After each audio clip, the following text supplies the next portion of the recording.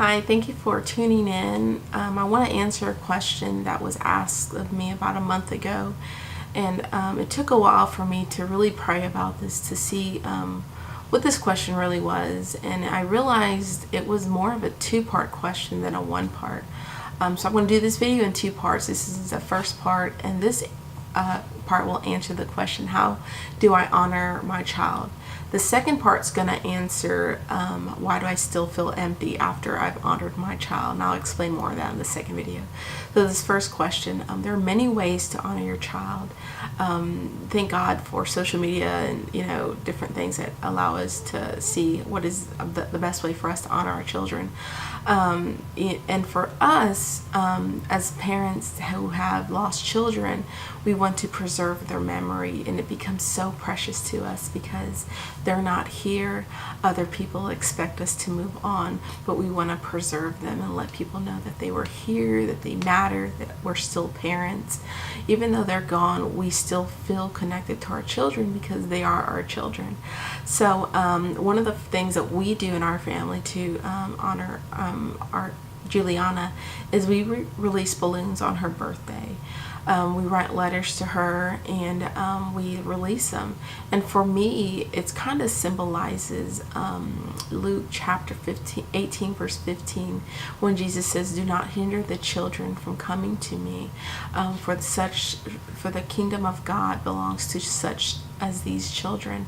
So for me, it's kind of releasing her back to God, not hindering even her memory to myself, but giving her memory back to God, because it's me telling him, okay, Lord, I trust you that you're going to do whatever you're going to do with even her memory. So that's what we do.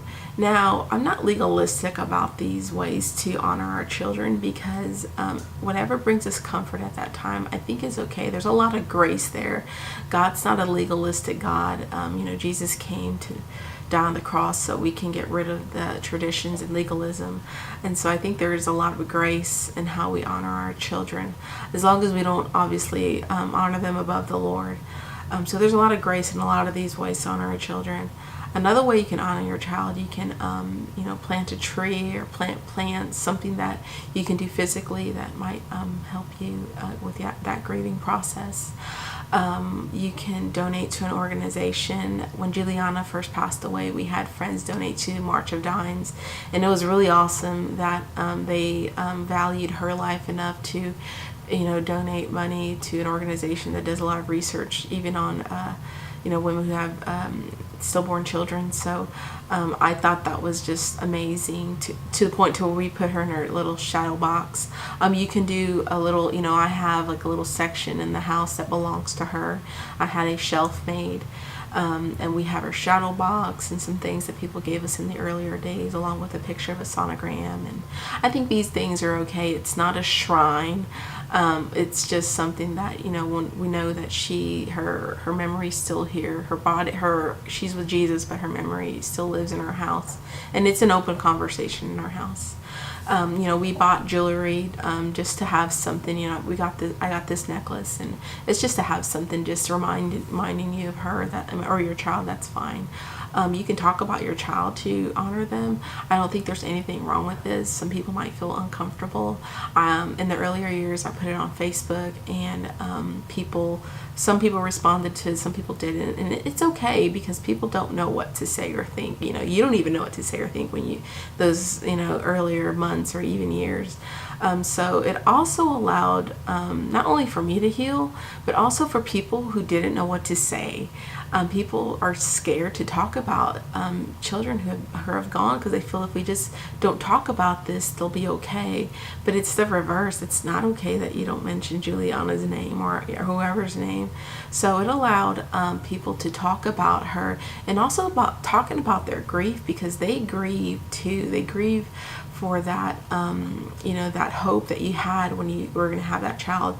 They grieved even holding her. They didn't get that chance to hold her or even see her. So they grieve too, and it allows your friends and families to grieve. So you can organize a walk or a run. I don't feel there's a bad way of honoring your child. There are many things.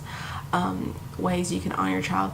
You know, try not to be legalistic again, because even though like I have a little baby angel behind me, I don't believe that Juliana's an angel. That's not in the scriptures, but it brought me comfort in the earlier days, and that's okay. You know, it's like I said, as long as you don't, you know, honor them above the Lord, I mean, all these things are okay. So I do want to have you look at the second video that I'll be posting, because this is going to answer the question that is in our hearts that we really don't speak out. And the question is, okay, I've done all this honoring, but I still feel empty. So I want to see what the scriptures say about that. Thank you for watching.